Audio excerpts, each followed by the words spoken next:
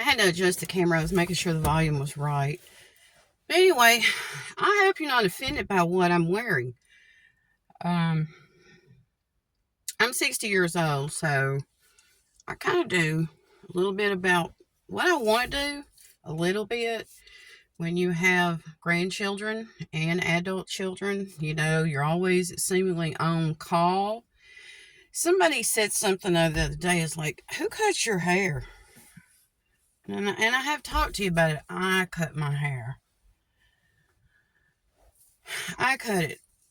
I cut it when I feel like it. If it needs a little bit off here or a little bit off there or whatever.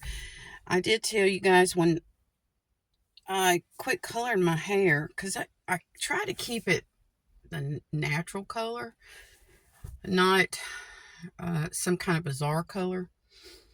And my hairstylist always said, why don't you try something different? I said, I did. I said, I let you color it. One time he put highlights in my hair, and I looked in the mirror when I got home, and I was like, I was really terrified of what I had done. I had never highlighted my hair. And it wasn't just what I thought about it. My friend said the same thing. I was like, oh my goodness, what a difference. Your hair is not meant to be tortured, as well as the rest of your body. Now, today I did not put on makeup. I didn't.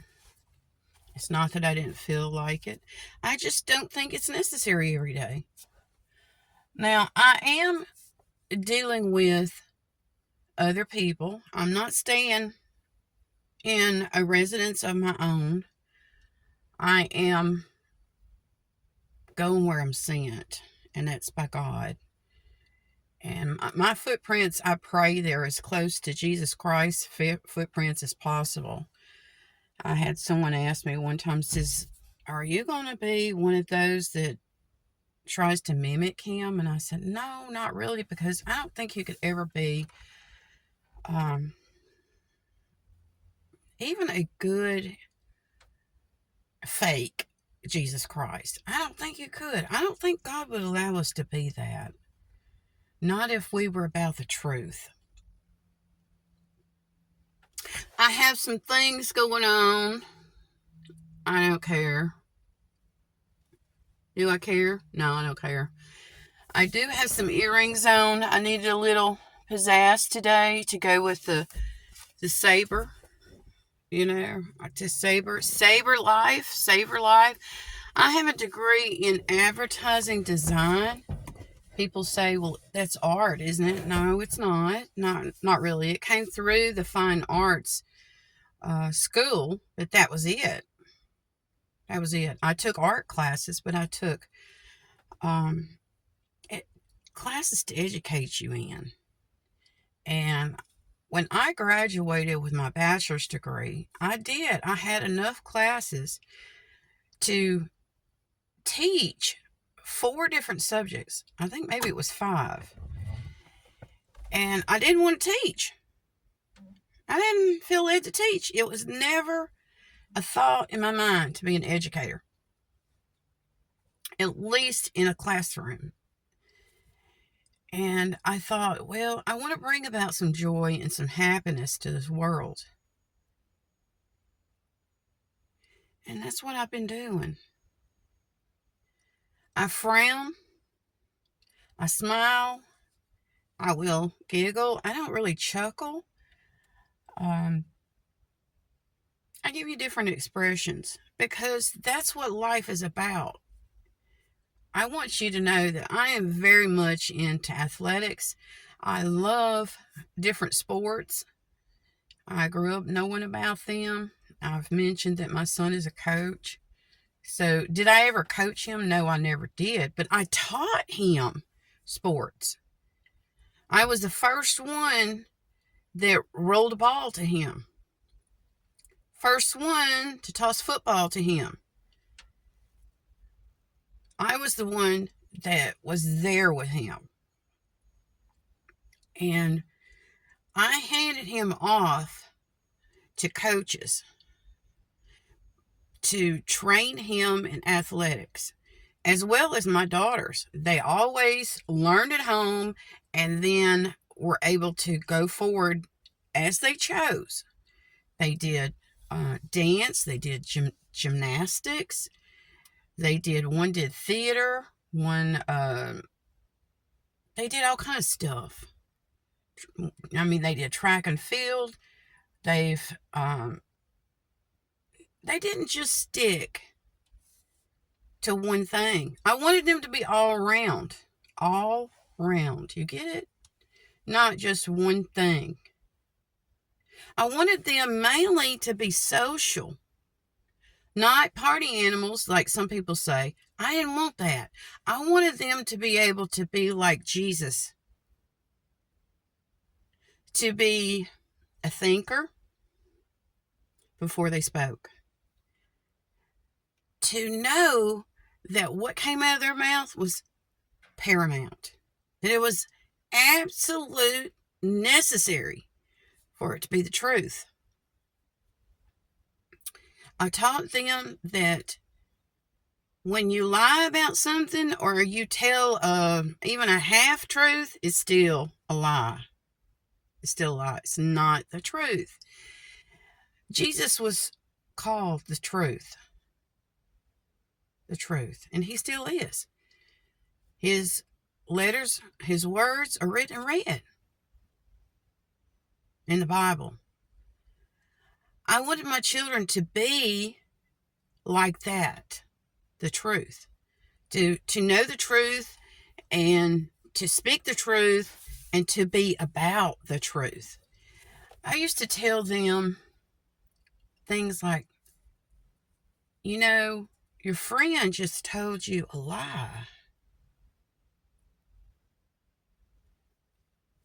I said, do you understand what that means? I said, do they know what that means? And I'm not going to say names. Children, they will tell you that you can eat the bark off a tree. They will. They'll tell you that. They'll tell you that a dinosaur sat down and ate a pine cone at a picnic table in front of them. And they believe it. Children will absolutely believe what they tell you. I was an educator, and when my first child got into school, the first conversation I heard was, man, they lie. I'm like, who's lying? They said, these kids, they lie. They go through lying stages because, well, the dinosaur did sit down on the picnic bench and eat a pine cone. What were they watching? What were they dreaming about? Did somebody say, children, you need to dream? Today is, here in the United States, is Martin Luther King Jr., MLK, holiday. And you need to dream. You really need to. Someone had a dream about this right here. Somebody had a dream about this fabric, this pattern. Somebody had a dream about these earrings. Somebody had a dream. How do you know what is the truth when it's actually a dream? Can it be proven? Has to be able to be proven. So there has to be facts involved. The red letters in that Holy Bible were direct quotes from Jesus. That's what it meant. If I want somebody to direct quote me, I would pray that they have interviewed me personally. And when I say interview, when I was exhibiting art throughout the United States and internationally, I had the media want to interview me. Television cameras. I wrote my own press releases. I put out what I wanted people to know. I had someone, I was wearing this shirt, this t-shirt one day, and somebody asked me, said, "Are you one of those crazy fans?" No, I'm not one of those crazy fans. I like the t-shirt, but I didn't go into great detail because I really didn't have time to talk about it. My likes, what makes me want to purchase something. When I told you I have a degree in advertising design, it is an art degree, but it specializes in advertising design. And that program means that you have been trained to work legally in what you can produce, what you can reproduce, what you can put your name on, what you can say is yours, and you can legally be prosecuted. You can be sued because it's not yours when you put your name on it. Did I say this was mine? It's my t-shirt. Do I have the full design displayed? No, I don't. Do I know how much I can display? Yes, I can display some of it. I don't have my name on it. I am wearing it. There's a big controversy too, and it's been going on. This has been going on. Famous photographers, and it's been because of photography when it came about, which was a long time ago. Some people say one date and others say another date. I'm not getting into that. But when photography came about, people are like, "Well, I own those photographs." I'm like, "Are you in that photograph?" "Well, yeah, I bought them." "Did you pay the photographer?" "Yeah, I paid the photographer." "Did you get the negatives? Did you have the glass plate?" If you don't, then the rule of law says in the United States, and copyright law says, you don't own it. Because it used to be that the law was enforced, and now it's not enforced. We have, I say a generation, but it's been multiple generations of uninformed people that say they know what they're doing, but they don't. Legally, we have people getting cease and desist letters. Cease and desist means stop doing what you're doing because you don't have the legal right to do it. We have people using names that they cannot legally use. They have made up the Pine Tree and Spaghetti cereal brand and called it theirs, when it was already copywritten, it was already trademarked, the logo was already mass produced, and that company is registered with the Library of Congress. And you can't do that because they own the legal right to that weird name, to that logo, to that trademark, to that product. Now, here's the funny thing about advertising design. You know, they say, be careful what you wish for because you really want to be rich, but you want to wind up poor. When that cereal makes people sick, the spaghetti pine bark cereal, it makes me want to, but just to think about it. But if you make the buyer sick, if you make the consumer sick, you have all kinds of legal consequences.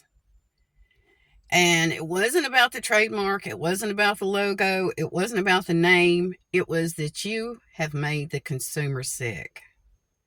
Well, I went to a party, they said, and the cereal was served there, and I got sick. I don't know what they moved forward with during the pandemic. Okay, I really feel like a chunk of time was focused on one thing, and that was trying to keep people breathing. They were stopping breathing. And I was in and out of the hospital all the time. It wasn't me sick. I was in and out of the hospital the entire pandemic. Seeing, hearing, doing things in the hospital. And they said, well, what made him sick? I was like, you were walking. You got out of your place of residence. You maybe wore a mask. Maybe you didn't. Maybe you had a scarf. Maybe you had a washcloth. Maybe you had a towel. You created something that was supposed to keep you well. And it didn't. It didn't. Now, because of research and development, you see this container here? I'm drinking out of it. It was hot, but now it's not. It's the right temperature for me right now. Guys, if you hurt someone with the product that you are fighting over, what purpose have you served? What purpose? Even promising to hire someone because you have a great idea. There's a very fine line between an idea, a dream, and a scheme.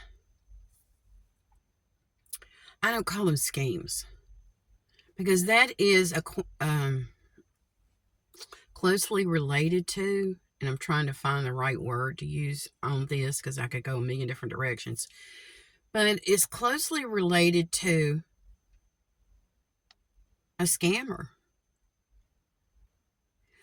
I have had people approach me since I graduated from the university, and I went to a 4-year university.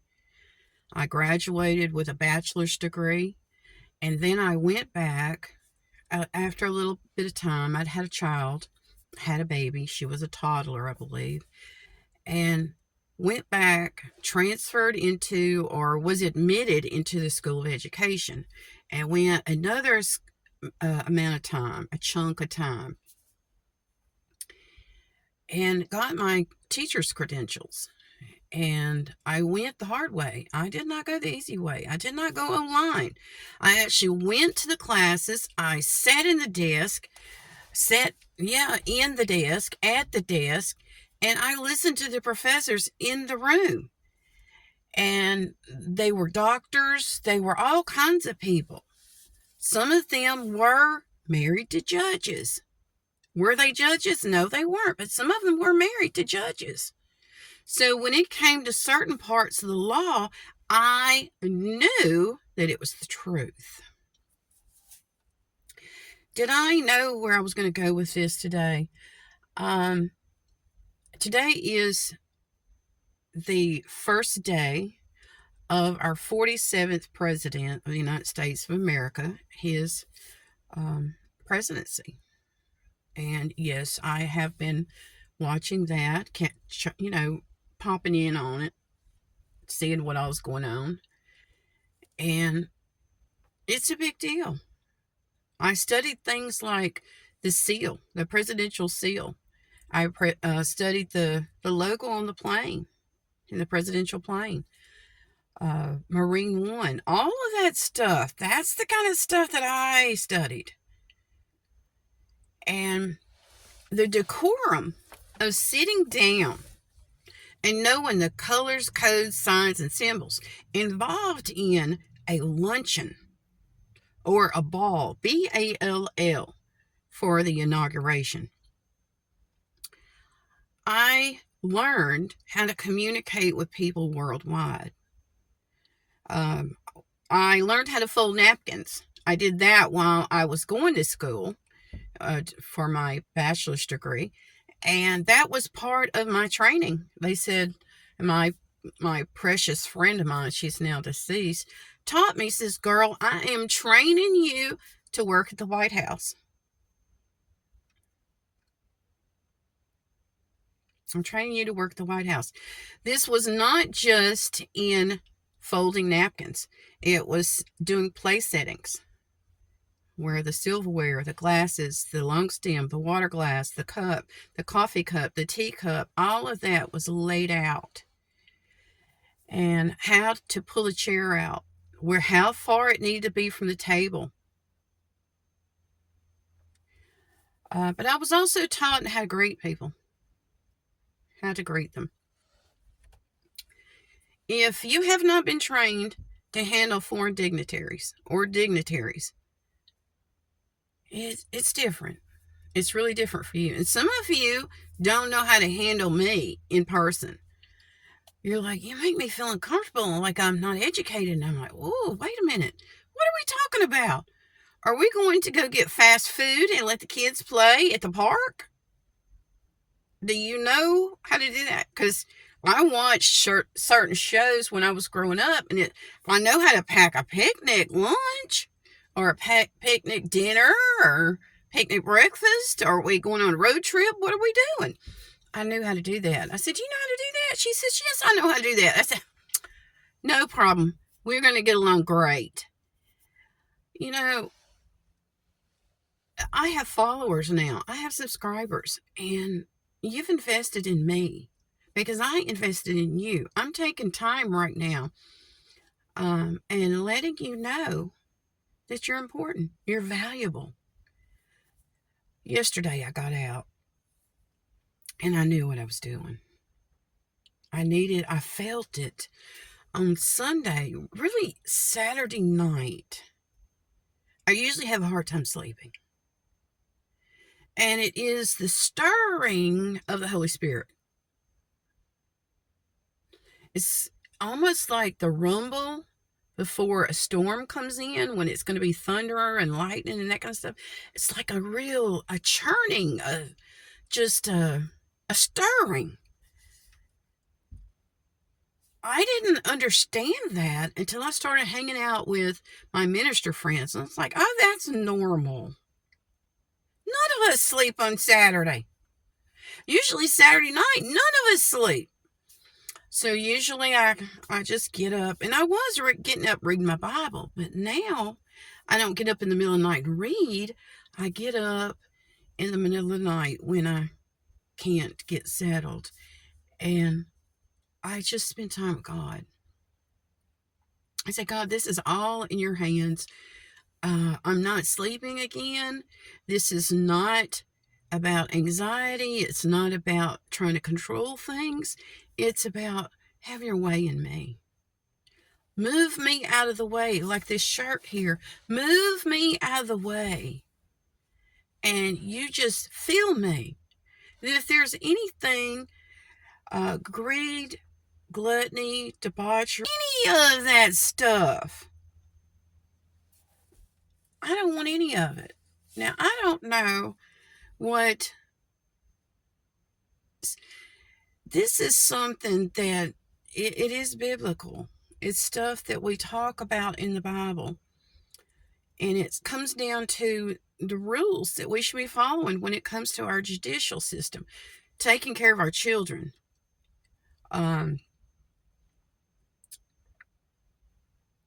the right way in your family. We need to understand that everybody's opinion matters. And advertising design for me was a true experience. I got to study sculptures. I studied I might have studied too, because art was a little bit different. I got a little freedom. I was able to study, lighting, study buildings, study people, just study any of that. I got to study anatomy. I could have gone in to be a medical artist, where you go in and illustrate medical journals or medical anything. I could do it on YouTube. They have medical illustrators. That's the kind of stuff I was trained in. Now, I was also interested in going to medical school. At one point I did. I wanted to be a doctor because I wanted to heal people. I wanted to fix them. And in a way, I am. I am fixing people. All I'm doing is allowing you to take the tools that I'm sharing with you and letting you know that, hey, none of us are 100% perfect. We need to be forgiving. And I don't want to offend anybody. But when we talk about the judicial, I told you I have problems with speaking sometimes. The judicial system. And we have a lot of problems there. Justice is something we all want. But what is right? What should be right? What is definitely wrong? Fact, a dream, or fiction? Can you prove that the dinosaur sat down at the picnic table and ate a pine cone? Can you prove it? Can that child go over there and introduce you maybe to the dinosaur that sat down and did that? No, they can't usually, because that's not what they were talking about. If you don't know what you're talking about, then communication is something we need to be addressing. We have foreign dignitaries that are in Washington, D.C. right now, and they were there, they still are there, and they will be there unless, we're all removed from this planet.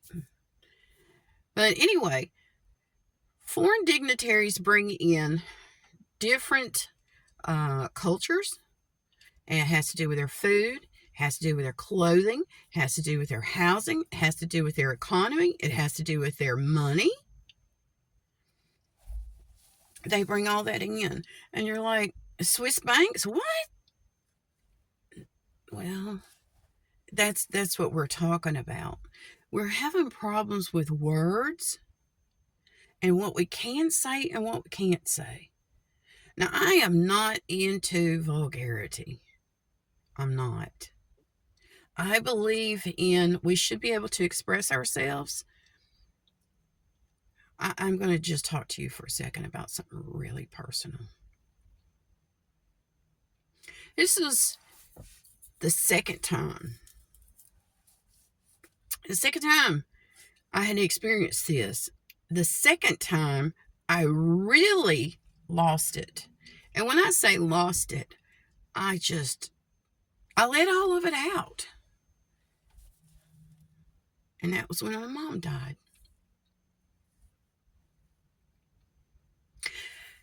Those emotions that I had been keeping together during the pandemic, from the time of her diagnosis, all the way through the pandemic, I was keeping them inside.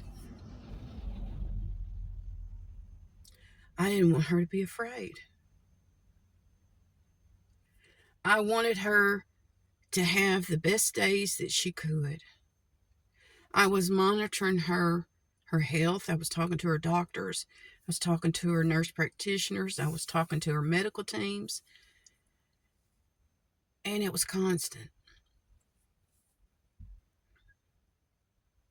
She would get upset. Just like I did when I found out that I had seen her for the last time. And it was a phone call. I had just came in from getting a shower, and I think I had just laid down. And it's one of those moments you're like, man, I knew it. I just knew it. I laid my body down on that bed finally. The phone rang. I mean, I had just laid down. Phone rang. She had passed away. They didn't tell us at the hospital we could have stayed.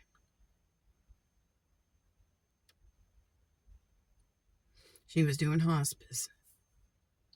And we weren't told that we could have stayed. We didn't have to leave her. and I had young grandchildren, and I wanted their mothers to be at home with them, and I was exhausted. So I let God take complete control of the situation. And I said, I've got to get some rest. I don't know what tomorrow's going to bring. And I was right. I had at least driven back to where I was staying and got a shower and thinking, okay, that'll help relax me because I'd been at the hospital all day. And it keeps going like this, and you don't know when the next minute something's going to change. And it was steadily going downhill. So I had unplugged for a second, stretched out, tried to get comfortable, didn't get comfortable because I had to get up. I wasn't angry. I just had to get up, stop what I was doing, get the phone, and I lost it. I remember throwing the phone. Not into the wall, not into the windows, not on the floor. I think I threw it on the bed. And I just lost it. There wasn't anybody else there with me. And that was for the best. Got myself together. I said, okay, big girl, you got to take care of this. You got to make some phone calls. And I made some phone calls. Things had already been discussed. Plans had already been made. And I had to work through it. And I did. I worked through it as a grandmother. You know, you kind of like, when you become a grandmother, it's different than being a parent. Because you say things like, well, I know where you're going. I've been down that path, and it's going to be okay. You're going to survive this stage. Somehow or another, they do get potty trained. Somehow or another, they will eat. Somehow or another, they do go to bed at some point. I've got one that's, he's gone to school, so they got on the school bus at some point and went to school. And it's difficult being a grandparent because you're like, I survived being a parent. And I was talking to you about this t-shirt. Taking them to the movies, taking the kids to the movies, taking them to the park, teaching them how to release stress. And sometimes you have to let them cry. One of the hardest things for me as a parent was letting them cry. I'm like, come here, I don't want you doing that. Now, tell me what's wrong. And they couldn't tell me because they didn't know the words, or maybe it was their ear or their tummy or that kind of thing. And I was very much a nurturer, and I still am. And I want to be able to say the right words, but I'm not in charge of this mouth. I'm not in charge of this body. Me sitting here, yeah, my feet are getting cold. It's cold here. We didn't get the ice or anything like that, but it's cold here. And the car is warm, but my toes are cold. I am going to address that. I'm glad that they held the inauguration inside. Frostbite is not something anybody needs to experience. And I was thinking that it needs to be done this way from now on. And I know that's here in the United States. I really think for this time of year, we need to be protective of our people and prevent some hospitalizations. We don't need to have digits lost. We don't need to have ears with frostbite, noses, nothing. And I am 60 now, so I've seen quite a few inaugurations. And I've seen people, and I was like, oh my goodness, the scarf across here, it was trying to prevent the frostbite, But when you start seeing crystallization across the scarf, that is not necessary. And they want children to be there because it is a big deal. But children don't need to be in that kind of weather like that. Not like that. They don't. Not to be sitting outside in that. They don't. Um, so I am very proud that they did something indoors. I do like the way they handled it. Am I giving them an attaboy? Yes, I am. Yes, I am. We as a country here in the United States of America need to be responsible for our actions. And if you can't be responsible for your own, how can you handle someone else's? I've told you all that I am related to the King of England, to the royal family in England. I'm also related to the first president of the United States of America by his mother. We came through Jamestown, Virginia, through that area. And Pocahontas means a lot to us because Powhatan is where our family, we actually had our family live there in part of that, I guess you would say, that land there. And it's a beautiful area. I've never been there, but maybe I'll do that. Maybe. God's in charge of me. I don't plan, but I get a feeling about something. When I went to New York, I knew it was business. I asked my son, I said, "Where are y'all going for your trip this year?" Because they always went on a trip with the choir. And he says, "Mom, I think we're going to New York." I said, "New York?" I said, "Are you kidding me?" Do you know the previous year I had actually exhibited work there, artwork there. I said, "Oh, that's convenient." I said, "I think I need to go up there." So planned that trip, and it was phenomenal. It was phenomenal. It was a business trip for me. I went on a separate plane. Um, I traveled with press credentials. So, did I get special treatment? I could have gone anywhere I wanted to. I could have photographed anything I wanted to. So, everybody was on the plane when we were coming back. When we came back, everybody was talking about, "What did you photograph? When are we going to see your pictures?" I said, "Well, it's business, so you'll just have to wait." And now, after all these years, and that was in 2012, after all these years, I just so much value having put that much time into that.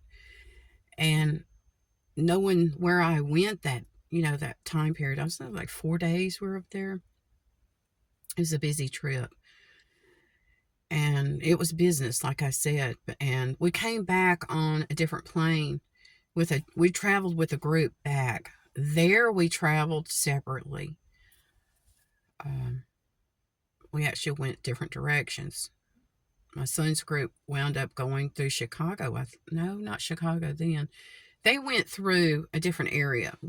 It was funny though. We met at the subway station there under the roads. And I was like, "Wait a minute." The subway door opened and, they lined up side by side. And I was like, "Oh, my son." I see my son on the subway. It was the wildest situation. And I absolutely loved it. Something I'll never forget. But my degree, like I told you, has trained me in things like the printing press. And they said, "Oh, who would ever want to do that?" Well, newspapers use the printing press. And when you talk about Benjamin Franklin,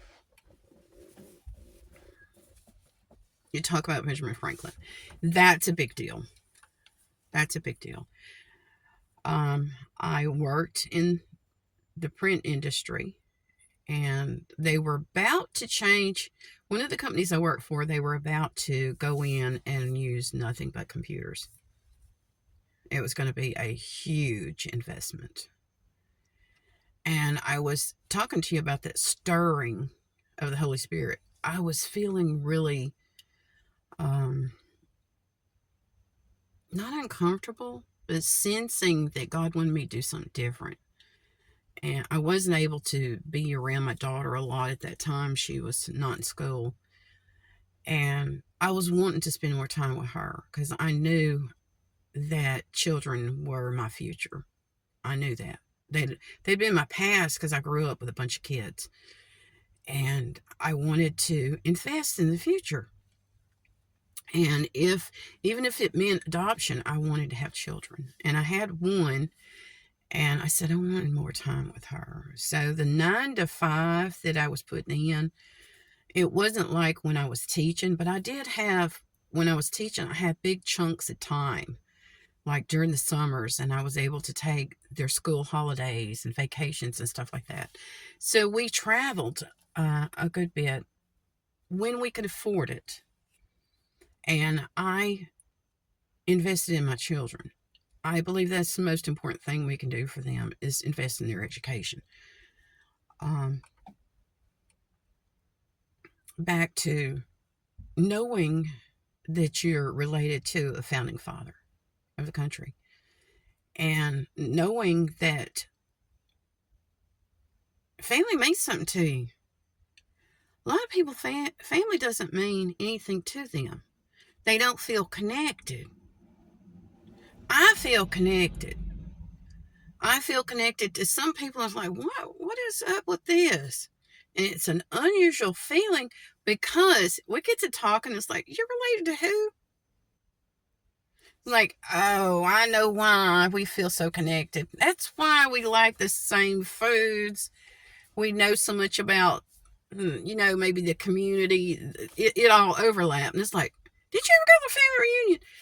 No, we quit having those family reunions a long time ago. But we found out we were related somehow or another. And it's interesting because I am related to the first president of the United States of America, I am related to several of the presidents that are deceased and currently a former president. So it's not just one, it's many of them. I am not a political person. I will tell you that I vote my choice, and it's because God has told me what to do. He picks the person I cast my ballot for. He picks it. I don't have control over it. I don't want control over it. And one thing I want to talk to you about too is the printing press. I've had the opportunity to go in and see them work the printing press. It's pretty phenomenal. Pretty phenomenal. Some people don't get into that. But when you are going through your history classes, specifically here in the United States, and they talk about Benjamin Franklin, and they're like, the printing press? I was like, well, that's just something they talk about. That's one of those antiques that don't mean anything. No, that is not. That is one of the biggest tools in communication that we have ever had. Now, I'm talking to you on a phone, and this phone is a tool, but the printing press was one of the first things. I think about the Gutenberg Bible, and it was the first one printed. It was not hand done. I studied the Gospels, the Gospel plates. I studied that kind of stuff. And art just does something to me, especially if it's religious art. I got to go to the World's Fair in 1984, and that was phenomenal. It was in New Orleans, and I got to go. I went with a church group. It was phenomenal. I will never forget it. It was an investment. So, what I want you to know is that when you see me wearing something, it may be about the colors. It may be about the design. It may not be about the words on it. But everybody likes a lightsaber, don't you? Don't you like a lightsaber? I really feel connected to it because I feel like I have an invisible light right there in my hand. And it's not the ring on my finger, but I'm offering you something that's not there, but you can take it. And that is eternal life. That is found in Jesus Christ. All right?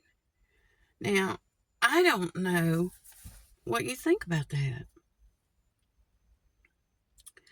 I am called to share with you. And one of the things I've been talking to you about is, I'm going to turn to the side here. I gave you guys a profile. I have inflammation because of being rear-ended by the drunk driver. And yeah, I have problems with my neck. But I'm hearing people say things about me, and I just keep walking. Does it bother me? My neck bothers me. It really does. I don't like riding with people that, like to go from the accelerator to the brake quickly. These people are like jar you. I don't like that. It doesn't feel well. I have a better experience if I'm behind the wheel. Now, I have a couple of people that I have no problems with their driving. Not at all. And it's not the make and model of the vehicle. It is how they handle it. Just like words. Now, I know that there are some things going on worldwide where people feel like they can say what they want to say. They can. And some of these words in foreign countries get you in trouble. And that's the kind of thing I studied. That you can't say that there. You can't carry that there. You can't do that there. And here in the United States, well, there may be some changes. And I told you change was good. I'm sitting at the park. This is a different area of the park. And there's pine straw everywhere. And there's a basketball court over there. There's picnic tables. Softball fields. I guess it's baseball field too. I can't tell from here. There is an aquatic park right over there. Covered areas. Is that a swing? Yeah, there's a swing over there. And I don't want it to be about the park. I want it to be about, look how beautiful that is through that window.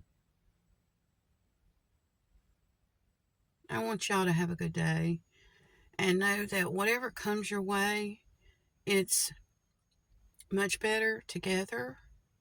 And it is so amazingly fantastic to know that we have people that are going to be together forever. I was talking about my mom.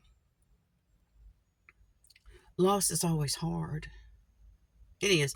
I played softball and I was like, oh, and I didn't roll my eyes for years. I didn't roll my eyes. It was so hot. It was in Louisiana, and yes, it was hot. I played outfield at that time, and I was like, y'all, they're not hitting the ball out here. I had to stand out here, and it's hot. I put my glove up there. I was like, I can't even see. I had to look ahead. I was like, well, if it comes this way, I'm here. Hey, y'all, I'm here. That's what I would tell them. Hey, y'all, I'm here. And somebody just drove by. Hey, y'all, I'm here. It was funny. They were monitoring us for heat strokes and heat exhaustion, and we weren't. I don't think we were teenagers, but we knew it was too hot. But we'd be sitting at the house if we weren't out playing ball. And parents and family members and, people in the community were getting sunburns. They had their umbrellas. It's so funny in the South. It is. It really is. It's not like tennis courts. It's not like, I don't know. You have to really, be prepared. As my children got older, they were more prepared because I had been out there in that field and I knew they were burning up.